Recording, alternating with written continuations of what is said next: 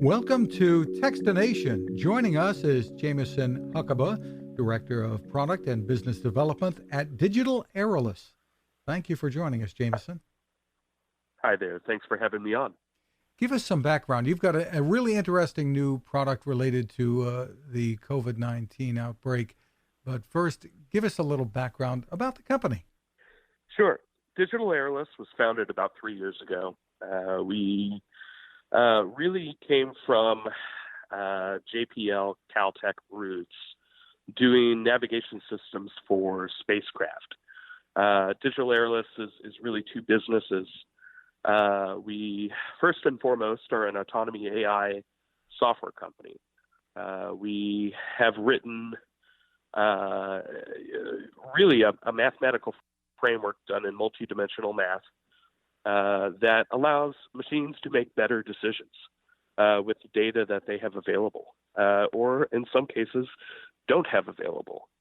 We also happen to build industrial inspection drones that really excel in confined space or spaces that are what we call GPS denied, or where GPS information is unavailable or unreliable.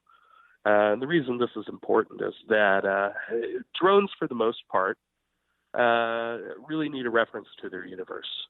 They need to know which way is down. They need to know which way they're pointed. Down is especially important. And their sense of stability, the gravity vector, et cetera, that's all derived from that reference to the universe. Most drones also get their stability or point of reference via a magnetometer signal of some kind, or a compass direction, right? The problem is those don't work when you're inside or underground or in these critical places. And really the goal is to have drones or machines or robots doing jobs that you wouldn't want a human being to do, like flying through a nuclear containment facility looking for a steam leak, for instance, or in an underground mine in a tunnel that nobody's been down in 25 years. You wouldn't just send a human being down there. And so it's really no problem for a drone to do that. And from there, the mining engineer or the person running the nuclear power facility can make intelligent decisions on what to do next based on the data that the drone can collect. So we're able to, back to stability, we're able to achieve stability with our mathematical framework. It's really a branch of mathematics that's largely unknown outside of space flight. In space navigation. And funny enough, flying in outer space also has similar challenges. You don't have GPS, you don't have magnetic north, et cetera. And so how do you figure out how you're rotated, how you're moving through the universe, which way you're pointed, how you're oriented, et cetera? And so the way that we have built our framework really gives us that information in real time. So we're able to make better decisions about where we are and where we're pointed, despite a lack of senses or reference. We are really the only UAS flight code in the entire world that is entirely internally referential. And so these drones are doing these jobs for humans. They're keeping them safe. Our bridge engineers love this drone because otherwise they'd be up on ropes underneath this bridge with a camera, taking these photos in incredibly dangerous positions. And this data just otherwise is inaccessible. And so, we're really trying to make people's jobs easier and safer. And it really has the added benefit of saving tremendous time and money as well. That's a little bit of background of our company and what we do. And what we care about. We're most excited about the autonomous portion. Moving forward, the advantage of the way that we see the world is it's really much more predictive than reactive. We're able to understand things within our mathematical space, which directly parlays into the real world based on how we put data together. If GPS is unavailable, so be it. We'll use optical flow. If optical flow is unavailable or unreliable, or the data is messy, which happens often, fine. We have an accelerometer and a gyroscope, right? And so we, much like a human being, can look at an object, pick it up, and know from memory, okay, I know how hard to squeeze this object. I know how much effort to put into lifting it up, etc. And visually, I can see how to keep it balanced so it doesn't fall out of my hand. A human being can close their eyes and still manage to do that fairly well. Our mathematical framework is structured much like the human brain thinks for exactly that reason. We're able to use the sensory data that we have rather than being a closed black box that relies on this stuff. We're still able to make intelligent decisions based on whatever data happens to be available and that we can determine has a degree of reliability that we're comfortable with. Well, let's talk about the new drone that you've announced, the Aerolus 120 UVC commercial drone, and this is designed to allow disinfection of areas where you don't want people going in first, it seems. Tell me about this. Sure. So we really took into consideration and took to heart our current global crisis that has literally touched every corner of the globe, and said we've got to be able to do something here that's consistent with our mission. And our mission, of course, is being able to go to these challenging places. We're flying in these underground mines. We're flying through nuclear containment facilities. What other use cases could we have, and how could we be of use in this crazy climate? So we really started researching germicidal ultraviolet frequencies. And we found that the science is very sound. People have been using ultraviolet light to disinfect areas for decades. This is not anything new. We happen to know that something in the range of 265 nanometers, give or take, will effectively destroy DNA. It'll actually destroy the genetic material. It's like a sunburn and then some. And so a human being can't be exposed to this light for any length of time whatsoever. It is like the worst sunburn you've ever had, but it has the advantage of being able to destroy this genetic material. So consistent with our mission of being able to fly to these places, we wanted to be able to fly our drone in high-risk environments where people touch things and reside for a long period of time. Think an airplane, for instance. And so being able to, while the airplane is out of service for the evening, fly down the length of the fuselage of this airplane and disinfect all the surfaces that people touch while the airplane is otherwise being cleaned.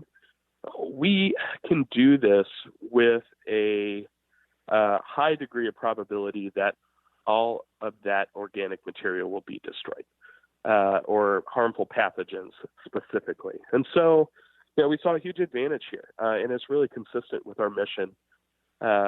We put some significant engineering and time into creating this new product, and we're not charging any more than we would for our regular product.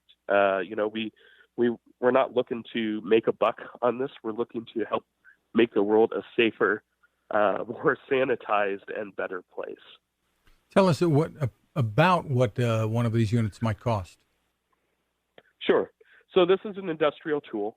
We have some crazy math running the thing, and typically this is used in high-use environments, high-risk environments. Think hospital rooms, think airplanes, think public transit, those sorts of scenarios. This particular model, we include training with it. We want our customer to be successful with it, especially because of the nature of what we're doing here. This drone costs $27,000. And so, this is about where the market is for industrial drones right now. And again, we're just trying to help people do their jobs more effectively. The advantage of UV light is it doesn't leave residual chemicals. It has a higher degree of efficiency in destroying harmful pathogens, et cetera. And we're excited to see people use it. We've seen tremendous interest in people wanting to get their hands on this and use it in their critical spaces, and we're excited to help in that effort. So, how long can it fly to do a job on a charge or on a single battery? Sure. So it turns out drones are a little challenging, and with respect to flight time, we wanted the drone to be robust enough to carry what we call a real payload. In this case, what that means is we're actually carrying a camera and a sensor, so you can see the world around you as you're flying this thing. Keep in mind, you can't physically be close to it. And so you'd have to be standing outside the proverbial airplane, so to speak, while you're flying the drone inside. So those cameras allow you to see. And that streams directly to the pilot's controller in real time. The drone also is carrying a fair amount of power to power these high-intensity LED lights that emit this UVC energy. So we wanted the drone to be small enough to fit in confined space, but we wanted it to be large enough to carry everything it needs to carry. And so this is physics.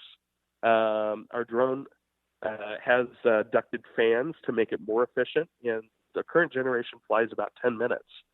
We're always looking to optimize that, of course. We're working on some new duct designs that will bump that up a little bit.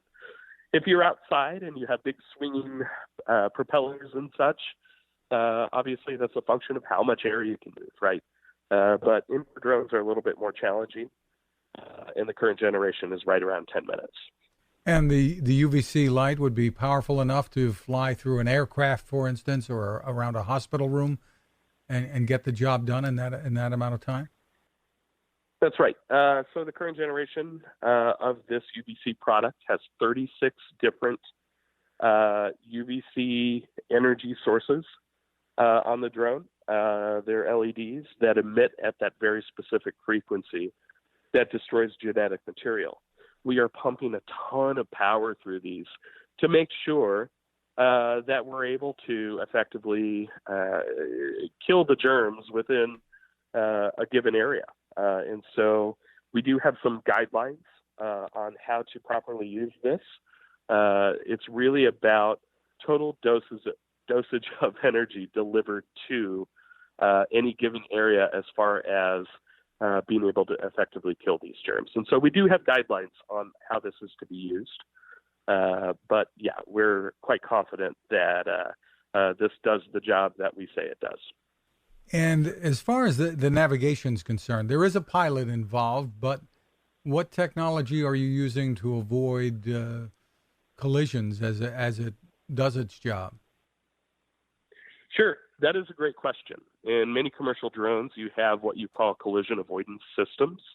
And keep in mind, this is especially important when you're outside with drones that have open-bladed props and don't have the flight code that we do. We have some tremendous advantages in that we have written every line of our flight code. And because we're using ducted fans, we're actually able to bump into walls of the airplane and such. And where most drones, if you hit the wall, it's game over. Ours are used to flying in environments like these, and it's constantly resetting itself every fraction of a second to determine how it's supposed to be oriented and what it's supposed to be doing. So the point I wanted to make is that the drone is actually doing a lot of work for you. It has these intelligent behaviors that allow the drone to actually interact with its environment. With that said, we consider this drone to be semi-autonomous. And so a pilot is still required at this point in time, but full autonomy is definitely the future. And are you using cameras, something like LiDAR? What are you using to accomplish this? Sure. It is pure mathematics to remain stable in these environments. So we're not doing collision avoidance for the very simple reason that most drones with ultrasonic type sensors or visual sensors on them will look down a hallway inside a building. Keep in mind, most drones can't fly inside buildings. They'll look down a hallway in a building and say, I'm not going down that hallway. It's far too close. There's no way this is going to work. Our drone was specifically designed not to say no. And so it's really done in the flight code. And our flight code, as we're moving around a space, is actually building what we call kinematic models. So we're not using optical flow. We're not using LiDAR. We're not using ultrasonic avoidance of sorts.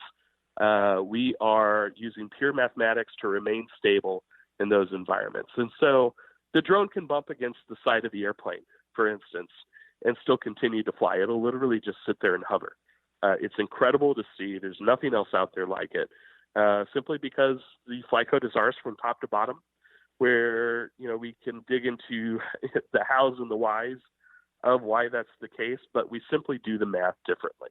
It is, as we lovingly say, tongue-in-cheek, it's a new kind of calculus. How soon are you going to be delivering these to customers? We really hope to be doing volume shipments within the month. And so by the end of April, we will be shipping these out the door in volume. We're excited for people to be able to use them and make their space a little bit safer. And for more information, where can people go? Go to digitalaerolus.com, Aerolus, first name Digital. And we are a technology company located in Lenexa, Kansas. Digitalaerolus.com should point you to the right place, and get in touch with us. We'd love to talk more. And I'm assuming you mentioned 10-minute flight time, but you would simply have to pop in another battery that's maybe you'd have multiple batteries charging. Is that the idea? That's right. So it's less about range and it's more about inspection methodology. And what that means is you plan for the flight time you have, you bring the drone back, swap batteries, and do it again. When you're in confined space, you don't have as much ground to cover. And so being able to swap batteries and continue with your day will allow you to get the kind of work that you need to get done and hopefully make your place a little safer. And once again, it's digitalaerolus.com, digitalaerolus.com. Jameson Huckaba, thank you for taking the time with us. Appreciate it. Now this. How many companies out there have continued to innovate when it comes to building a better radio? I'm Fred Fishkin, host of Techstination, and I'm here to tell you about the new CC Skywave SSB radio from the wonderful people at C. Crane. Bob and his crew really love radio, and it shows in this new compact model that is packed with features. Beyond great AM and FM reception and sound, you can tune into shortwave signals from around the world, listen to ham radio operators, aviation, and more. It's the radio you'll turn to every day, and in emergencies. It will run for nearly 3 days on just 2 AA batteries. Pair the sleep timer with the new Soft Speaker 3, and you've got the perfect radio for your nightstand. Of course, it can wake you up too. Click on C. Crane at Techstination.com and put in the code Techstination for a free flashlight with your order. They love radio, and you'll love C. Crane.